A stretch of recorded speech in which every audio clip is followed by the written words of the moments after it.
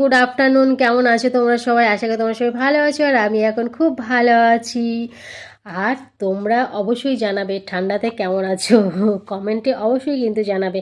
আর প্রচুর প্রচুর ঠান্ডা।